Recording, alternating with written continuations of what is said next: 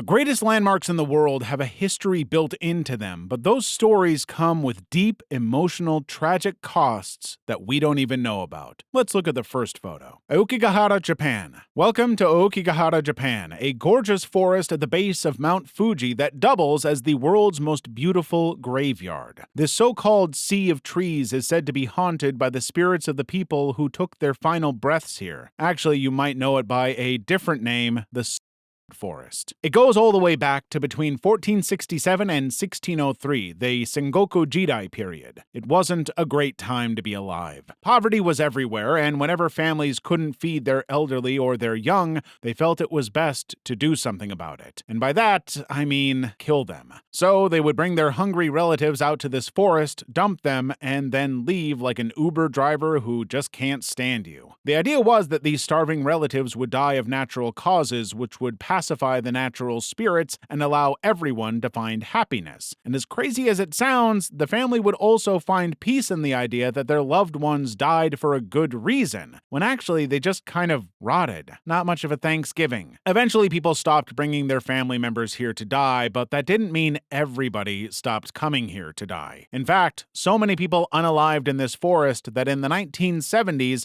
Japanese authorities and willing volunteers began conducting annual sweeps of the forest looking for bodies. They're actually still going today. And while the actual count has fluctuated over the years, the highest number was 105 bodies in 2003. But here's the thing, there's no way to know if that's still the peak. The Japanese government stopped publishing the numbers, concerned that the attention was making people want to die. They had to do something to stop that. So throughout the forest, visitors will find signs with messages like "think about your children" and "your parents gave you life," which ironically may actually push some people further into wanting to go through with it. Trained employees and volunteers patrol the area to spot visitors who appear to be troubled, and security cameras have been installed to monitor and prevent any attempts. Basically, if you come into this forest, they want you to get out. The Catacombs of Paris. It's the late 1700s, and Paris was far from romantic. There was poop on the streets, disease in the air, and, well, maybe there was a brown croissant-looking thing here and there, but you definitely didn't want to eat that. Public health was poor, and a major reason for that was the overflowing graveyards. See, the population of Paris was growing, but the city didn't have a lot of space for bodies, so they were constantly buried on church grounds, which happened to be very close to residential areas. And if there's one thing you don't want to see from your window in such a romantic city, it's a dead body. Eventually, the sheer number of decomposing, rotting corpses were contaminating the soil and groundwater all over the city, which meant, of course, more disease. And le cure, or le hygiene, was not really a thing at the time. So the Parisians just accepted all of the corpses piling up as a fact of life, like the start of some zombie movie. It wasn't until 1780 that things really hit a breaking point. One of the walls of the Cemetery of the Innocents collapsed, flooding a property with rotting corpses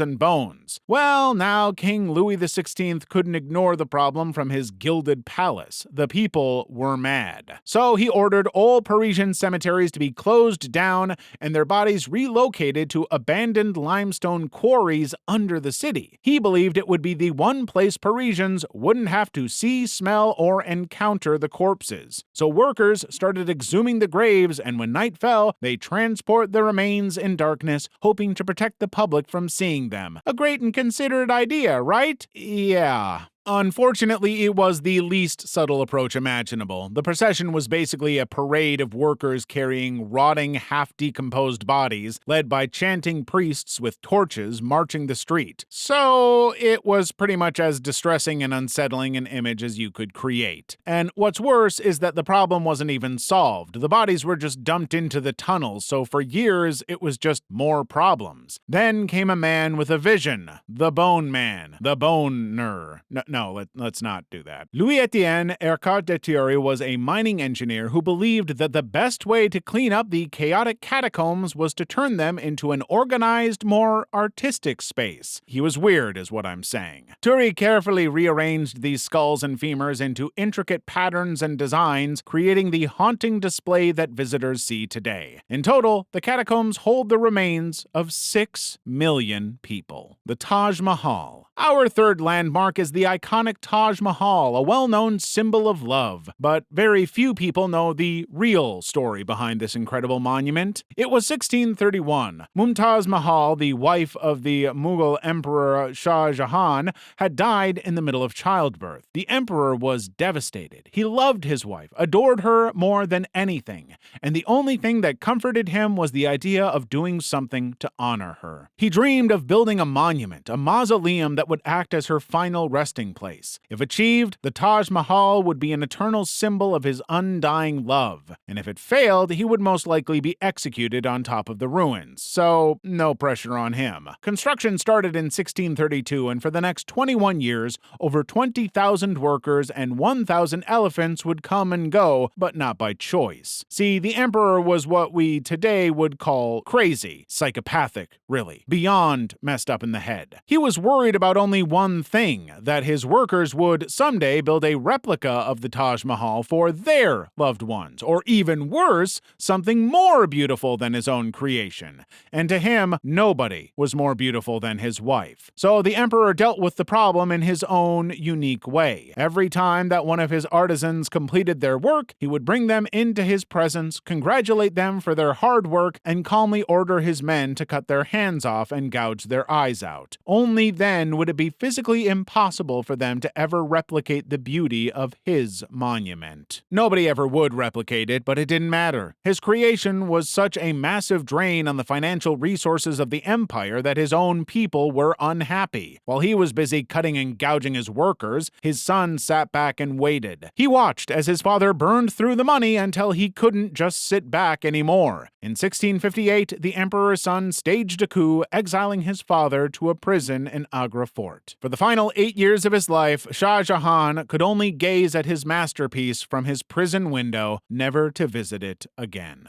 Auschwitz concentration camp. It was 1940. The world was still in the early days of World War II, but Adolf Hitler was showing the world what a true psychopath looked like, which was Charlie Chaplin, but edgy. On June 14th, the Nazis completed their first transport of 728 Polish prisoners to the Auschwitz concentration camp. Now, by this point, Hitler had not publicly voiced his anti-Semitic views, but he was already planning what he would eventually describe as the final solution: the total eradication of the Jewish race at the hands of the Nazis, a genocide. For months, Jewish prisoners at Auschwitz were beaten, tortured, and executed for petty, trivial reasons. Whenever space freed up, more prisoners were transported in to meet the same fate. It was a dozens in, dozens out system that thrived on brutality and cruelty. But everything was about to get much, much worse. In 1941, the Nazis started experimenting with Zyklon B gas, once used to kill Soviet prisoners of war. Realizing the power they had, the Nazis built gas chambers, giving them the ability to kill thousands of Jews every single day. Those who weren't gassed were killed in other ways: starvation, exhaustion, disease, execution, or brutal medical experiments. Hitler and the Nazis were so happy with the so-called success of Auschwitz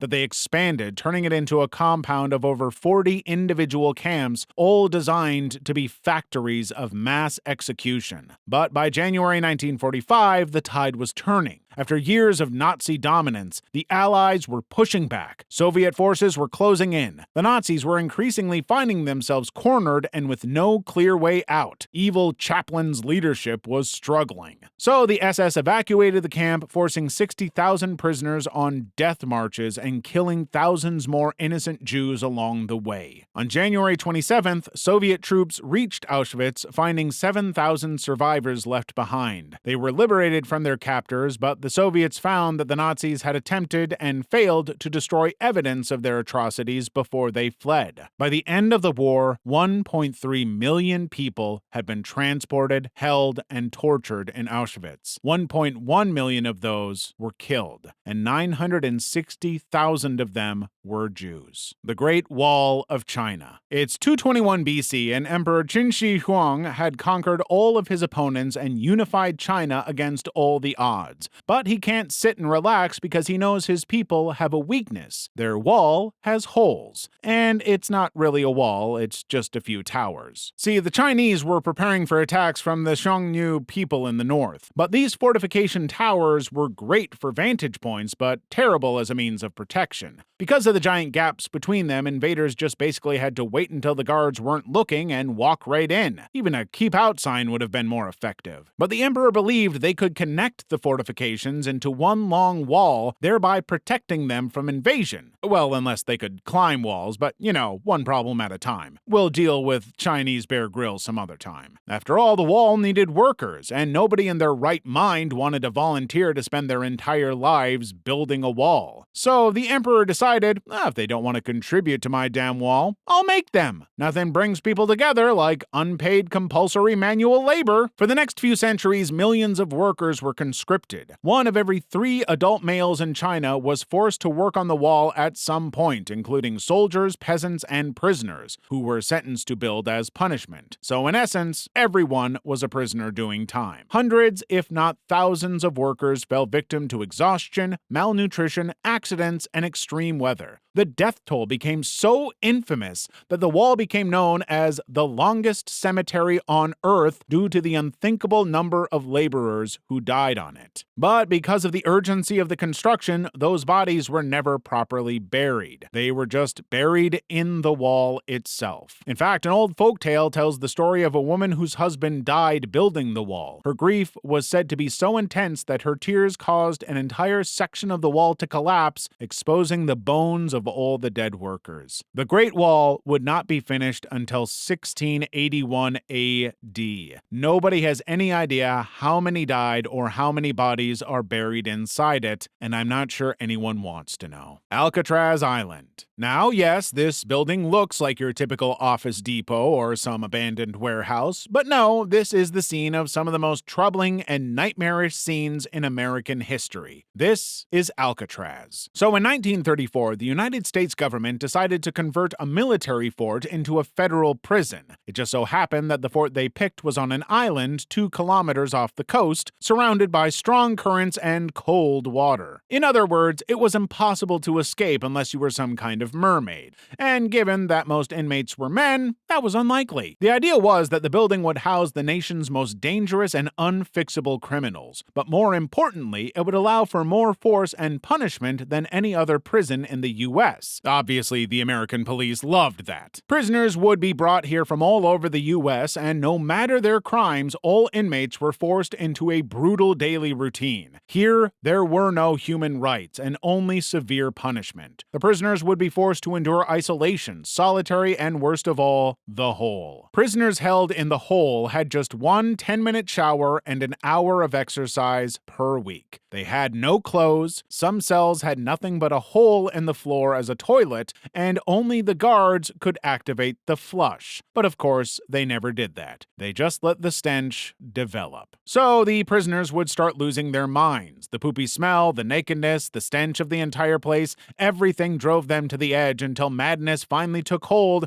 and pushed them to do the very thing they couldn't do: escape. Over its 29-year operational history, 34 prisoners tried to escape Alcatraz in 14 total attempts. None of them were successful, and many of them died in the effort. It remains the most notorious prison in the history of the United States. The Colosseum. Today, the Colosseum is a must-see landmark whenever you happen to be in Rome, an incredible monument of brick and sand and blood everywhere. In 70 AD, Emperor Vespasian was overseeing the Roman Empire. With the chaos unfolding in his land, Vespasian became convinced that his people needed some kind of entertainment, but it wasn't that simple. The Roman people didn't want clowns, they didn't have a computer or TV, so the emperor came up with an idea of his own. He wanted a giant amphitheater where people could gather and watch incredible feats of strength. No, there are gyms for that. He wanted to watch grown men die. So for almost 400 years, the Colosseum was the site of gladiatorial contests, which saw trained fighters battle to the death for the amusement of the general public. who were desperate to see some blood spilled. It's believed that over 400,000 gladiators died during these contests,